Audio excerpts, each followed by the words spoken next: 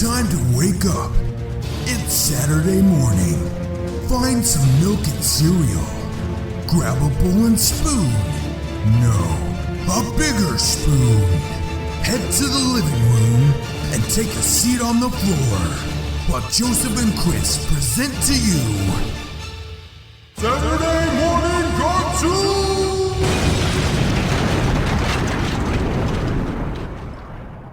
Hello everybody, welcome to Saturday Morning Cartoon Boom! This is a show where we wake up with the Saturday morning sun, plop on 4 big bowl of sugar cereal, and start your favorite cartoons, both old and new. I'm Joseph. And I'm Chris. And this morning, we watched Teenage Mutant Ninja Turtles, again, but this time the 2003 version. How many Ninja Turtles cartoons are there?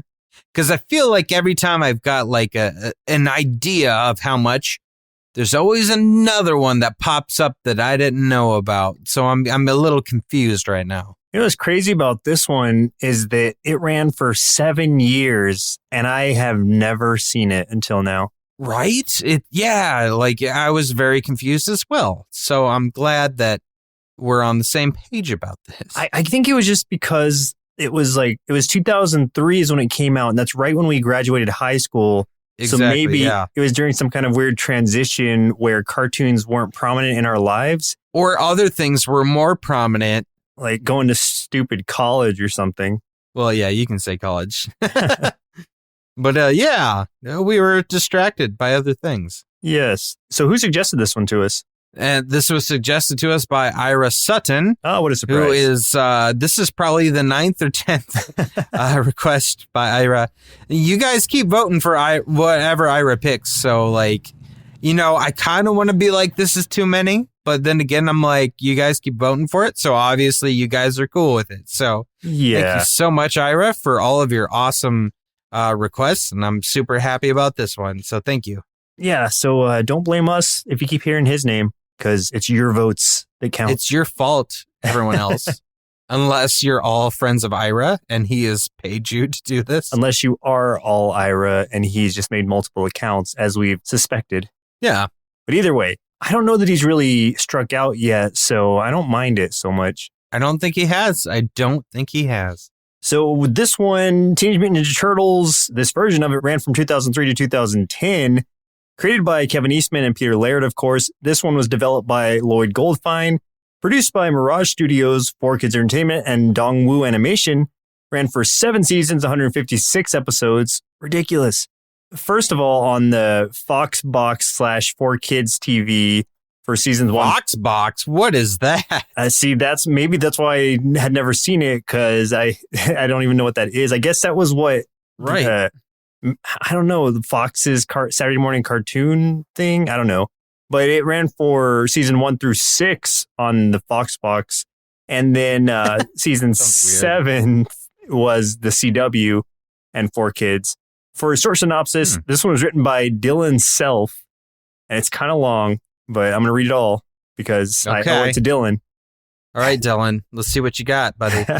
The lean, mean, green fighting machines are back in an all-new, action-packed series. Leonardo, Raphael, Michelangelo, and Donatello must save New York City from evil crime lord Shredder and his assistant, Baxter Stockman.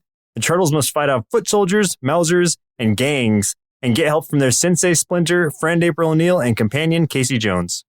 That's it. Okay. Yeah, it kind of covers everything. Not too bad, Dylan. Not too bad. Fine work, Dylan. You're not a failure, I can tell you that much. Not yet. So who are some of the actors who played in this version? Well, I'm glad you asked, because there's quite a few. So the voice of Leonardo was provided by Michael Sinterkinklis. Man, that is a name. That is hard to say. Hopefully I pronounced that right. If you're listening, I mean, you're not. But if you ever did, sorry. You may have heard him as the voice of Dean from Venture Brothers, Dean Venture, which is a great show. And the English version of Your Name, he voiced Taki. So that's awesome. We love Your Name. Nice. We've reviewed that. So if you haven't seen that, you should watch it because it's cool. Voice of Michelangelo was Wayne Grayson, who also voiced Joey Wheeler from Yu-Gi-Oh! And Yu-Gi-Oh! Duel Monsters. The voice of Raphael was voiced by Gregory Abbey, who was the voice of Duke from G.I. Joe Sigma 6 and the voice of Brandon from Winx Club. And okay, so two things.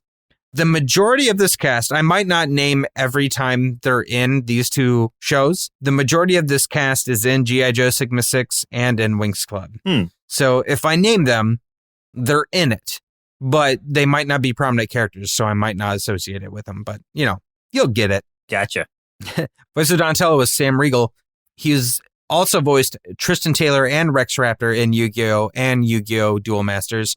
The voice of Riven in Winx Club. And if you like Dungeons and Dragons, you can catch him on Geek and Sundry's show Critical Role. He's been in both seasons, and he is a blast. I love Critical Role, and he is one of the funniest people in that. So if you haven't watched it, Dungeons and Dragons with all voice actors, so much fun to watch. High praise.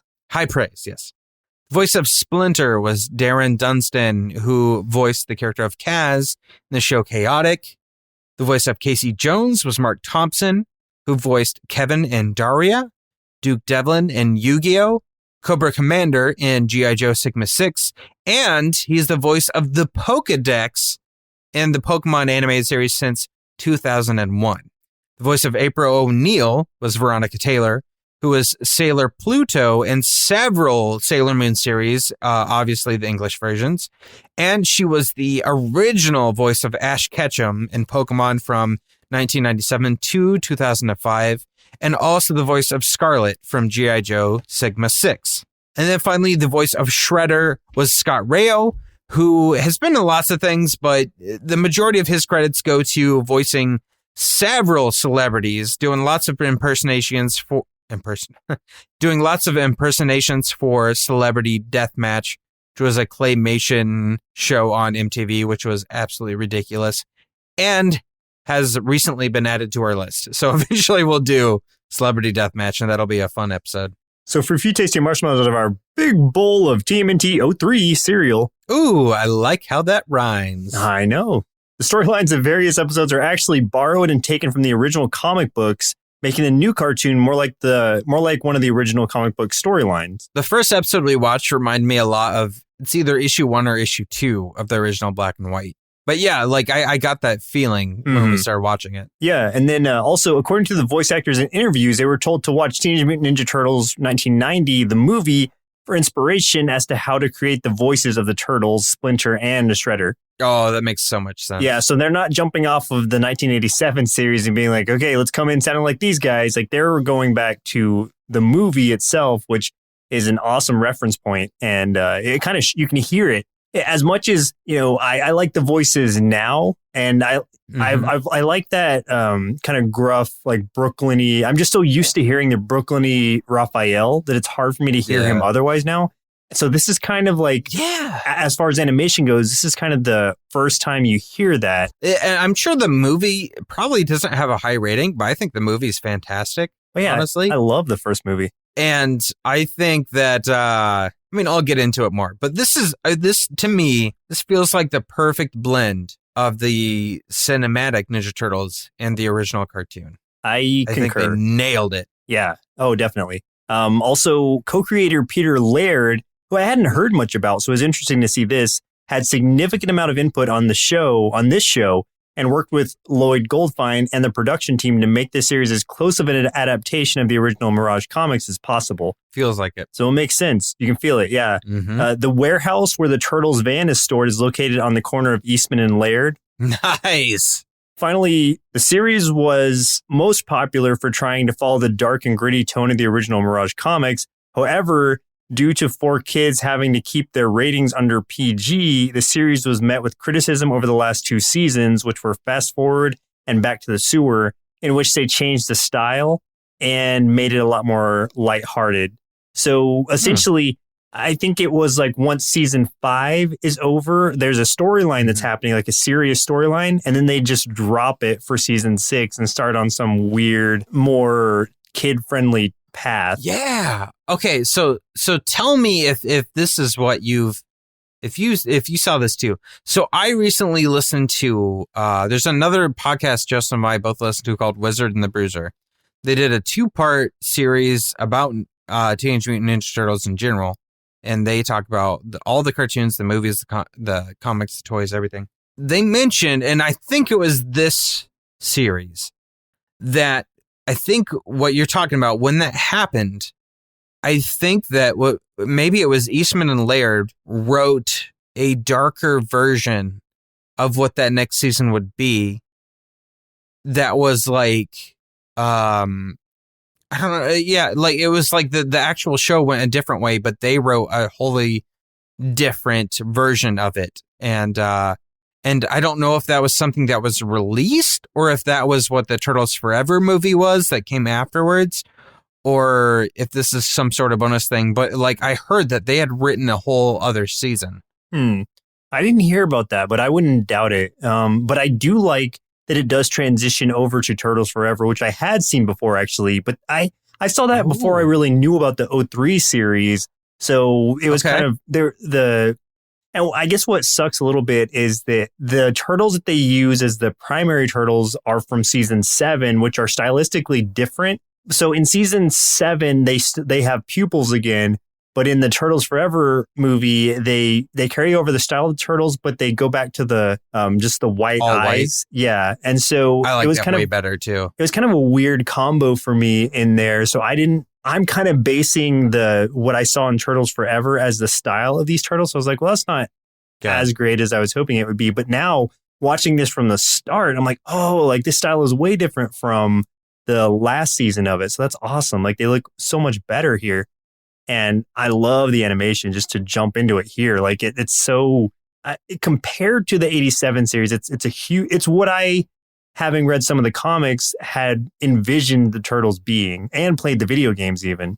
Okay, so since we brought it up, okay, I'm going to officially add Turtles Forever to our list. So everyone out there, if you're a fan of this series, if you want us to review Teenage Mutant Ninja Turtles Forever, you'll be able to vote for it. We're going to add it right now. Had you ever seen it before? No, I've never seen this. Oh, man, it's so cool. I've never seen Turtles Forever. I've never seen this show. I knew of it, but I only found out about it maybe a year ago that this existed. And I remember thinking, oh, maybe it's okay. But oh my God, dude, like the animation of this is what I wanted. This is what like the nostalgic Chris pictures the original cartoon like, and that is not accurate. But this is exactly what I always pictured in my mind as far as Ninja Turtles. It's perfect. It's the perfect blend of the comics and the cartoon, the original cartoon. Yeah, I don't know the movie. I don't know how we both like overlooked it for so long. It's weird to me. Too old. We're so old, Joseph. We're old men. Maybe, but it just seems like at some point in that 7-year period, I would have caught an episode, but somehow I completely missed it. And I knew of it only by seeing like artwork based on it, but I was thinking it was going to be something before I even watched it or heard anything about it. I was like, oh, I don't know about that. Like, it's not the original Turtles. But then after watching the original Turtles, I'm like, oh man, thank God it's not the original Turtles, because like, and nothing against that. Like, I still love that series for what it was. And it was great for kids because of its comical tone. But watching it as an adult, it's got a completely different feel to it. And so it's almost like, had we continued watching the Turtles growing up, that would have been the perfect type of Turtles for the age that we were when that came out. It's almost like the Turtles grew up with us, but we just missed the boat on that one. Oh, absolutely. So I guess let's just go ahead and jump right into the episode we watched for today's show. Very first episode, highest rated episode, finally random listener chosen episode, or it may vary depending on how this episode falls chronologically. But of course, we have to start with the very first episode, which is Things Change, Season 1, Episode 1. And that's a very apt name, too, because things do change, definitely. Like, I change my clothes every day. Well, okay, never mind. Not every day. Every other. Some days. At least. Once a week. Just change your outside clothes, but no one's going to notice if you wear the same underwear for a few days. That's true. I've gotten away with, I don't know, 2 or 3 months. Same underwear. It's like, not like anyone else but me and my boss are sniffing it. So. Yeah, and anyone with nostrils. It's true. In this one, on one normal night in New York City, 4 fully grown mutant turtles Dude, that just sounds funny. 4 fully It grown does sound mutant funny. turtles do their evening training with Master Splinter at their sewer den below New York. They've spent their oh man, this is not written well. They've spent their 15 years with their sensei, Master Splinter, and learning the arts of ninjutsu. They've learned. I'm going to stop here because you get the gist of it. It's very long. Like that, I wasn't even So are they halfway through. Are it. they supposed to be 15 years old? They're Teenage Mutant Ninja Turtles. I don't know how old they're supposed to be technically. I don't know if this was just a number this person pulled out of nowhere or if they ever state it. But I know in this episode they don't say it. So how do they're just guessing? Probably. You can't guess and call it canon.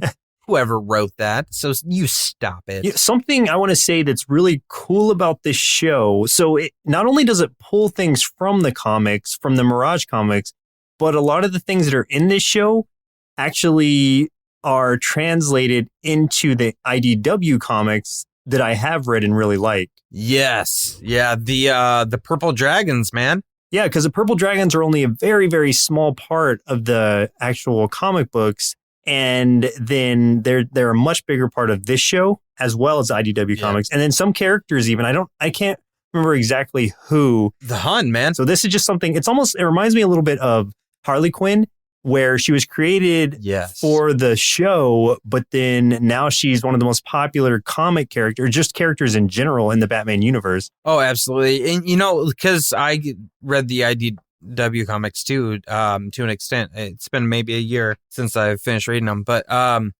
so the Purple Dragons were a big deal in the comics. And I was like, wow, is that something I missed in the original cartoon? Because I don't remember them at all. Now it makes sense. They came more from this cartoon than they did from the original. Yeah. So I like that. I like the IDW. And there's a few other characters too that appear in the comics that I'm like, yeah, I don't remember them from the original, but I'm assuming I just don't, I was a kid. I'm assuming I didn't remember them. But I found out that they actually came from this show and not from the original. So the comics blend both together. And I think that's super awesome. Like you get a little bit for everyone. And that's 2 different generations they're appealing to, and that's great. Yeah, this cartoon was a great great bridge between, like you said, the comics and the old comics and the current comics, and even the old show and the comics itself. And it's weird how it's a link that I just never knew about. My assumption always was that the Purple Dragons, since they weren't in the original cartoons, were just part of the Mirage comics, and I just left it at that. I never knew that they had this whole existence in this show itself. And that, even just seeing that, like the first scene has the Purple Dragons in it, and I'm like, whoa, hold on. So is this thing all about Purple Dragons? Like, what's going on here? And I did a little bit of like small research, and I was like, oh man, like I had no idea how big of an impact this show had, nor did I know how long it ran. I thought it was maybe like a season or two, but 7 years? That's ridiculous. I feel like there may have never been a gap with Teenage Mutant Ninja Turtles cartoons. Because I feel like didn't the first one, did that end in 96?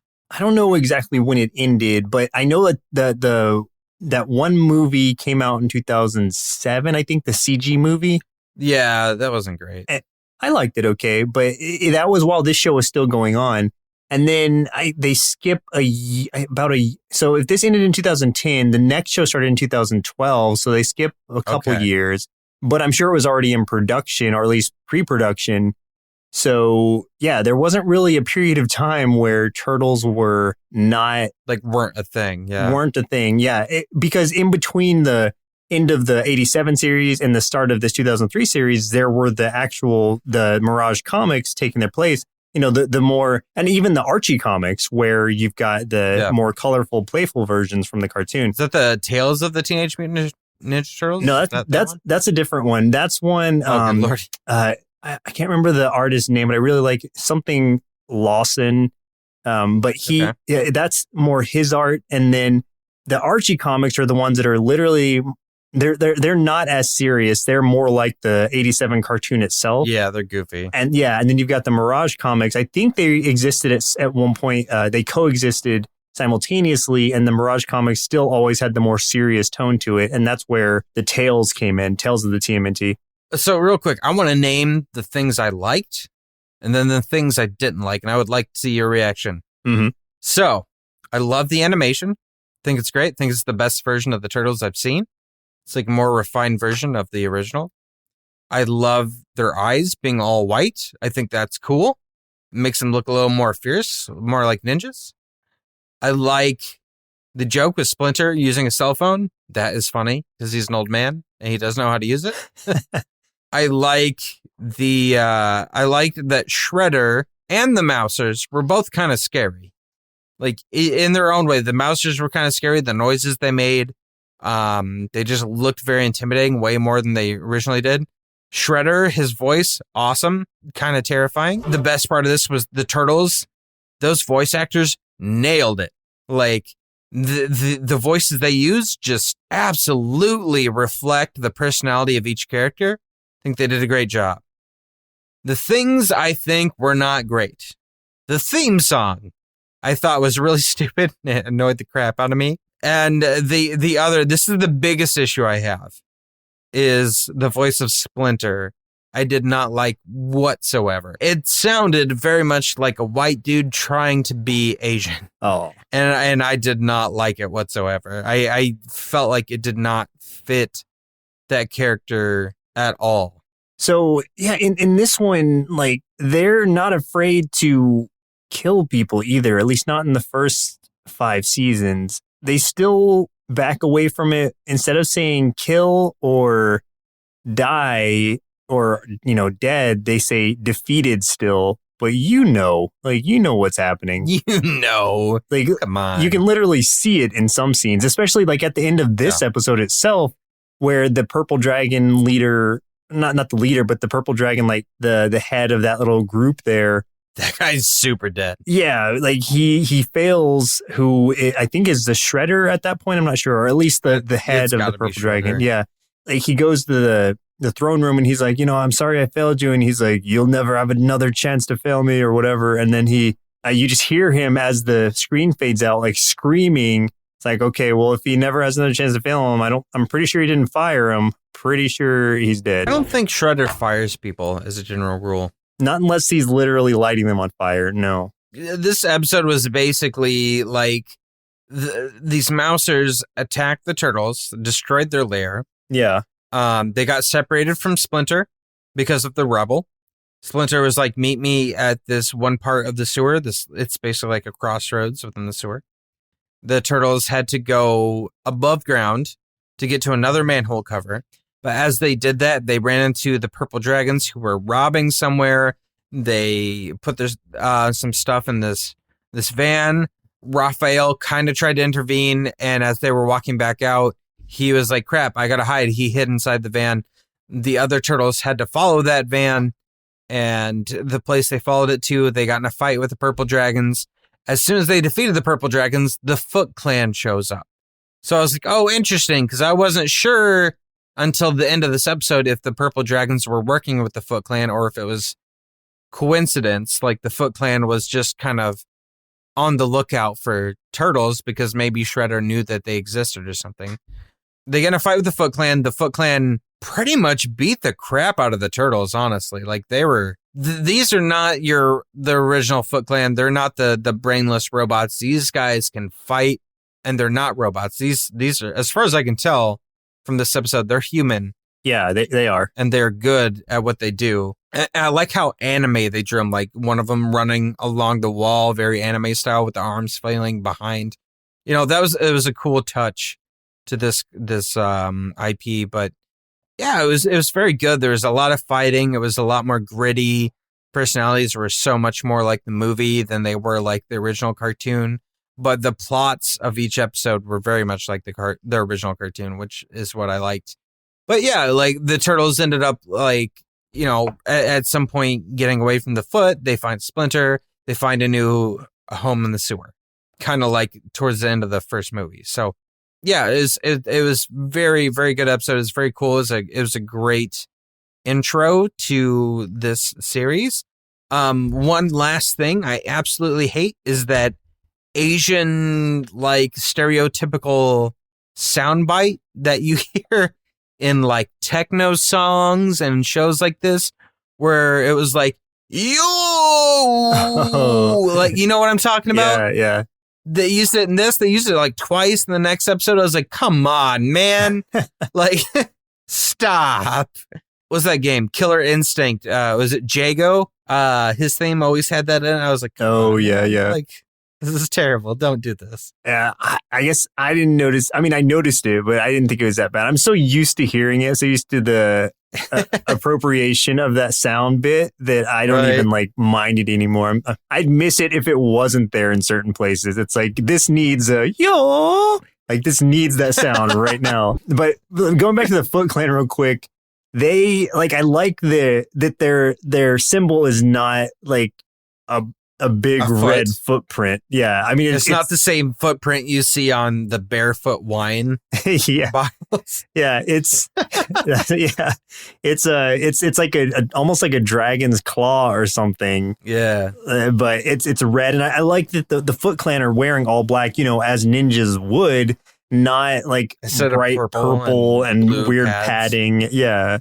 With super long arms. No, like this looks right to me. Like, as far, if we're going to have anthropomorphic Ninja Turtles fighting ninjas, I expect these human ninjas to be wearing black with this red non-footprint on them. Like this, it feels correct.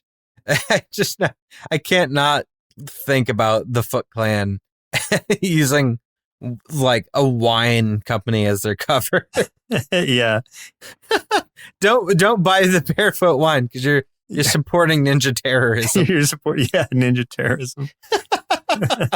We'll never get a sponsorship from them. That's true. Yeah, that's one sponsor we lost. So the next episode we watched for today's show was Same as It Never Was, Season 3, Episode 21. This was the highest rated, where the turtles are lost in time and space. Donatello arrives in a dimension where the Shredder has taken over and his brothers have drifted apart. This was a heavy episode, man. Like, I was surprised by the amount of weight to this one, like the emotional weight. There was a lot going on, but there was much as I liked it, it also kind of confused me as to like the surrounding of it, like what exactly happened. Like I get the gist of it, but I guess there was some padding that I needed, or some previous episodes that I needed to watch to lead up to it, because it's like, is this big dragon man appears like yes. just for lack of better, because I don't know if they said his name. If they did, it was real fast and I didn't catch it. He's a big dragon guy, but he's like mainly human shaped, but he's got these like dragon wings, and then he's got this dragon head in his chest, and that's what's talking, is that dragon head in his chest. And I'm just like, what He's happened? also got he also has the long neck. Oh, yeah, and yeah. what I imagine is a dragon head, but he wears a mask over it. I'm like, what? Why is this demon dragon thing wearing a mask? Like being a demon dragon's scary enough, man. And then he comes in. He comes in talking about how he's got Lord Simultaneous's time scepter, and I'm like, man, they're going crazy directions with this. Lord Simultaneous, come on. They weren't even trying there. Yeah, they weren't. But you know what? I wonder if that was someone from Mirage Comics also. So it's like it was something I could appreciate if it was from the original comics. Be like, okay, so they kept with that. Also, you know what? Something that is in the newer comics too is this time scepter with Renee, I think is the girl's name. Yes. And I know she plays a part in this cartoon too. We didn't see her, but I know she's in this cartoon. So I don't know if she was created for this cartoon or not, but she comes up in IDW's comics just to refer back to this again.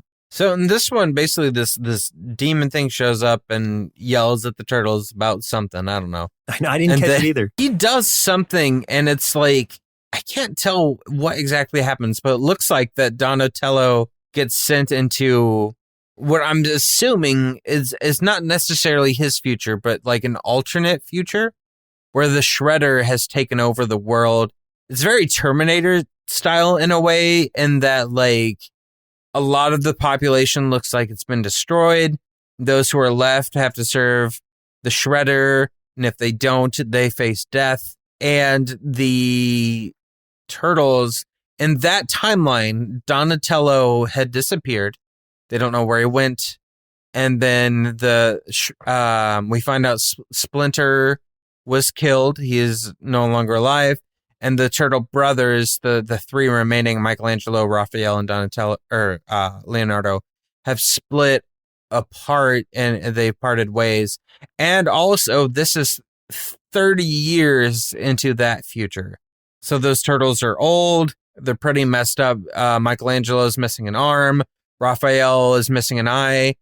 Leonardo looks completely blind. Like, they have horrible eye care in the future. I mean, that's something that we're going to have to address going forward, I guess. Yeah, I'm not sure. Okay, they all have some sort of debilitation. Michelangelo, it comes in, he's the one who, right when Donatello comes into this time period, he saves him. Like, you just see him as a shadow, like, taking out all these goons or these Foot Clan people. He is just killing anybody he needs to get things done. Yeah, he's got a deeper. Well, he is like 45 now, so he's got a deeper voice. Yeah. He doesn't sound like. At first, I thought it was Raphael, like just using like nunchucks. Yeah, just because his voice was so much deeper. I was like, oh man, like Michelangelo's gruff now. Like, he's a grown man, and he's surprised to see Donatello, like you said, because he's been gone for 30 years. No one really comments on like, wow, Donatello, you look exactly like you did 30 years ago. Like, you don't. It's just, why didn't you age? Yeah, they're just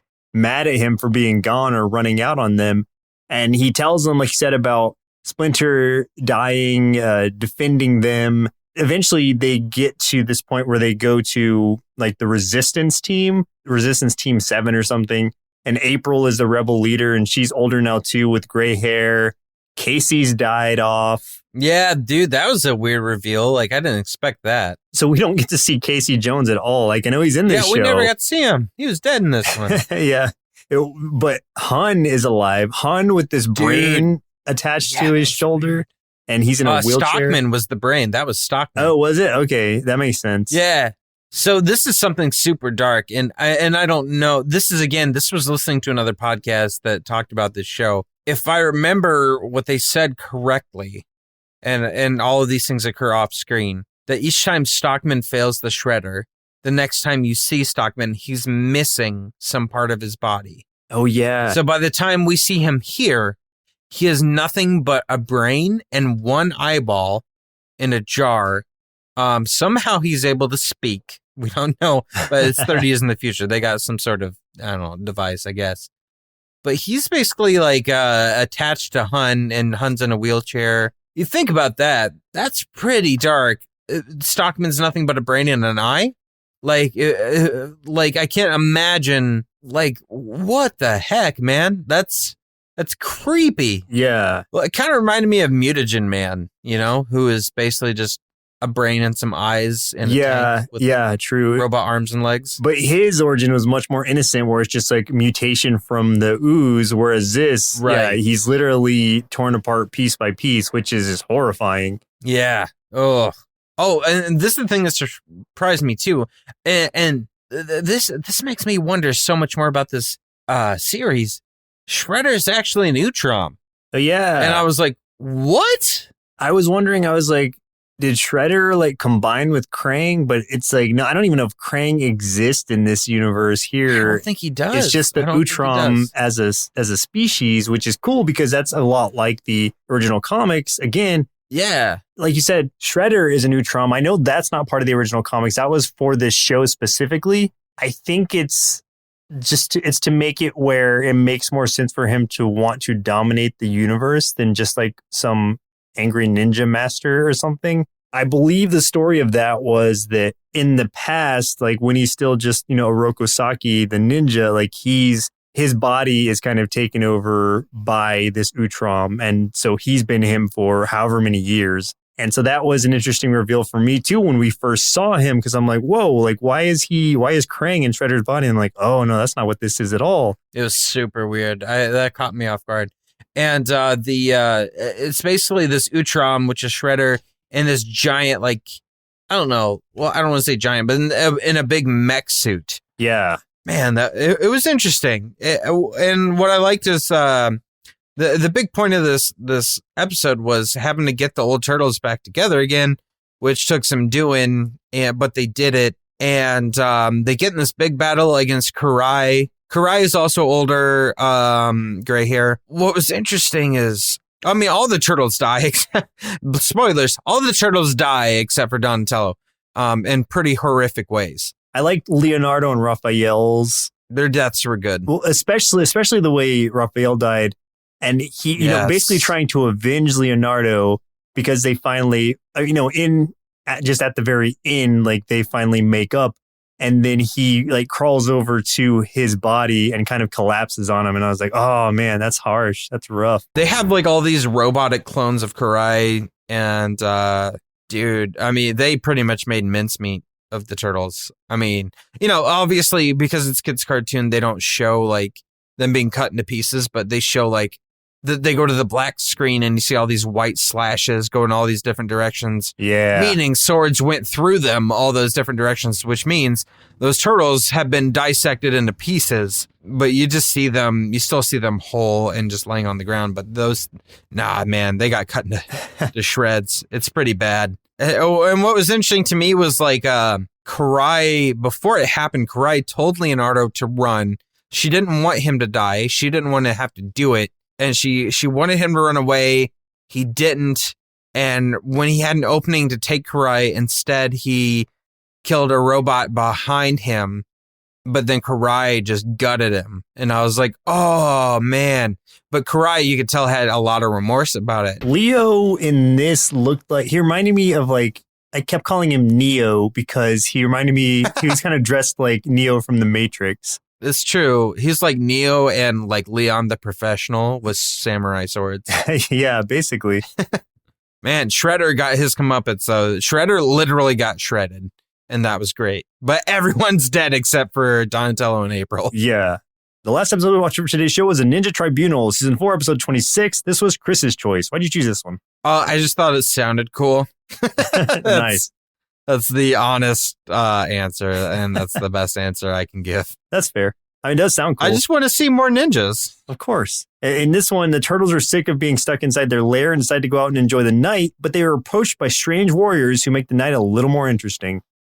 Yeah. Oh, dude, something I really liked about this was like, you know, they went out to have some fun, and they're basically running around rooftops and being super goofy. It reminded me of back when I was a teenager, just goofing off and doing nothing in particular that was like specifically up to no good, basically, but just you're just out to have a good time.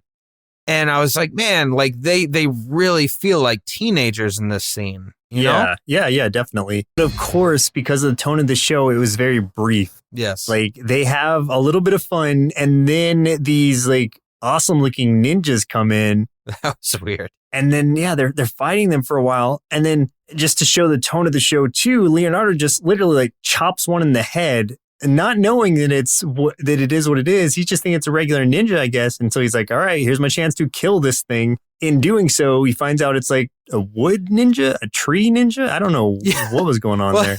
I thought that was funny because and this surprised me too, is like they didn't know what these were. And this just shows, like this is the gravity of this show. Leonardo just slams a sword through the head of this ninja. And I was like, whoa, he killed the crap out of this guy. Yeah. The mask splits in half, falls off to reveal he has a stump for a head. I was like, what? And I say that because when I saw it, I was joking. I was like, what? He's a tree stump. Thinking I must not be understanding what this really is. But no, I did. They are tree ninjas. They're literally made of trees. Yeah. But they're honorable trees because, like, if the turtles drop their weapons, they pause the fight, basically, and are like, pick up your weapon. We want this to be an honorable fight. And so I thought that was cool about them, but still, they're very fierce, and they're still trying to take these turtles out. And eventually they do. Yeah. Yeah, the turtles didn't have a chance, honestly. Like, at every turn, they were getting beat. The only person that had an advantage was Leonardo, when he was able to cleave the one through the head, and it just healed itself right up, gave the sword back to him honorably, like presented it to him. Leonardo took it back, and then immediately the thing started attacking him again, like so fierce. They did not have a chance. They were not prepared for this. Yeah, and anytime anybody tried to like strike it with like their hands or something, it's you're hitting a tree because that's literally what it is. So it doesn't affect them. So they honestly, there was nothing they could have done. After they get knocked out, they wake up in these locked cells, but then the cell just immediately unlocks. So it's like, okay, what is going on here? Like everything was confusing up to this point. Even after this point, it was confusing for me because I'm like, again, did I miss something? Like, what is going on here? Because they get all their weapons back. And after this jail cell lets them out. And then these other 8 ninjas, 4 ninjas or something come out. And they are in the same situation where they're held up in that cell, then they're given their weapons back. Basically, it's kind of like a big, mirage of this castle or something because they go in, like they go through a door and then the door will disappear and then more doors will appear and they go through this one and it's like the Tribunal chamber where it's like a rainbow of shredders. And I'm like, what is happening? What is going on here? Yeah. I want to know why they all look like Shredder. Like was Shredder in this show? Was he once a part of this? I don't know. Yeah, I'm sure there was a valid reason for it, but they don't tell you what it is. So you're just kind of left guessing as much as the Turtles are, who are just like, what the heck? Like, what's going on? And I guess the idea is they want them to become acolytes of the Ninja Tribunal so that they can defeat this dark force that is incoming. Yeah, supposedly there's some sort of dark evil that's coming and they need to be prepared. So they say to these 8 ninjas, the Turtles being 4 of them, that you are going to have to fight to the death. The winners will be the ones that will become the acolytes and aid them in the fight against this darkness. And I'm just thinking, well, you got the 8 best warriors. Why not, I don't know, use all of them? Turns out that's what, it was a test. So, they refuse to fight each other, and they're like, you've passed the test. Well, I'm like, oh, come on. Which kind of makes sense because showing how honorable their tree ninjas were, it's like the tree honor above all else. So it kind of gives you a small preview of what is to come. Those dang ninja trees being so honorable, holding us to a higher standard. And I get this is kind of it's not a short episode, but it's definitely a part of something bigger because when we back out of it and after they figure all this out and tell them after they pass this test, like they find out that they are now they're going to be acolytes in training. But when they exit through the gates again, they're on this giant dragon boat and they're on their way they're almost at Japan. So it's like, okay, cool. So I guess the next season is going to pick up in Japan, season 5, which sounds awesome. But, I don't know what's going to happen. I thought it was funny, like when you got introduced to the 4 other ninjas, like they all had these like really interesting names that were kind of intimidating. But then the biggest guy out of all of them was like, my name's Adam. Oh, yeah. And I was just like, oh, he's just some normal dude. Like, yeah, I'm Bill. Hey, what's going on? Yeah, I thought that was it probably wasn't supposed to be funny, but it made me laugh. I'm trying to remember what their names were. I think I wrote them down. The names were Adam, Faraji, Tora, and Joy. Okay, Joy's kind of a goofy one. Yeah, but Adam really sticks out among all those. Especially because he's so big and massive and intimidating. Like he's like, I'm Adam. Hey, I'm Adam. Want to get a milkshake? Well, Chris, looks like it's about time our inner kids throw on their fake shells and equip their plastic scythes and katanas so they can sneak into the sewer and tell us what they thought of the 2003 version of Teenage Mutant Ninja Turtles. This cartoon was great. It's like the old Ninja Turtles, but a little more like hardcore. Now I need to go watch the rest because I gave it 5 bowls of Ninja Tree cereal out of 5. As a longtime fan of the Teenage Mutant Ninja Turtle franchise, I don't know how my older self missed this gem. It expands and improves upon just about everything I liked about the 1987 series, while also taking on a more serious, cooler tone that I am definitely into. The fact that it takes elements directly from the Mirage comics and created characters that are used in the current IDW comics kind of blows my little turtle mind. Plus, the animation was pretty top-notch, the characters were much more fleshed out than their predecessors, and it gets extra points for bringing in my favorite samurai rabbit, Miyamoto Usagi. Honestly, this show could have been perfect had 4 kids not forced them to jump the street shark in season 6 and 7, But still, overall, I do the 2003 version of Teenage Mutant Ninja Turtles 5 big bowls of future Matrix Leo cereal out of 5, and I now understand why people like it. In closing, as cool as it looks, I still don't understand why the turtles' eyes are white when their bandanas are on. Do the bandanas have white eye covers? Are they constantly rolling them back like The Undertaker? Maybe their bandanas were made by Batman. I'm not sure, but these are important questions that need answers. You know, I do gotta say, this reminded me a lot of, as far as the animation style and the take they did on the Turtles, it reminded me a lot of Batman, the animated series in that regard. Yeah, the way the animation flowed, definitely. I was just thinking, how cool it would be if Bruce Timm did animate the Turtles in some way. Oh, what if they did a miniseries or a animated movie of the Batman Ninja Turtles crossover that they did in the comics? And Bruce Timm was the creator. That would be awesome. They have to do this. They have to. Joseph.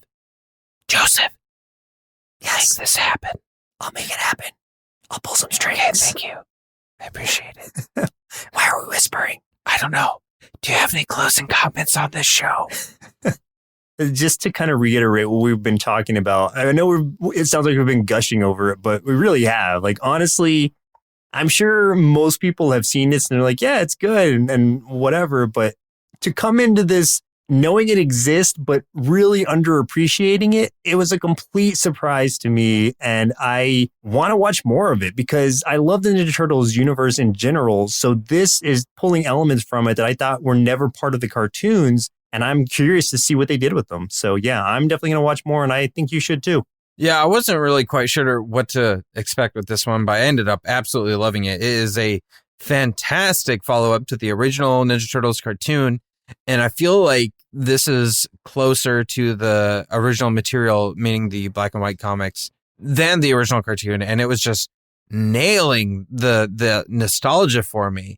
You know, I still like that CGI Nickelodeon show that we got and reviewed for episode 100, but the animation of this one was definitely more enjoyable to me, and this was the kind of Ninja Turtles I've always dreamed of and wanted, and I know it exists. So I'm gonna watch the rest of this series, hands down.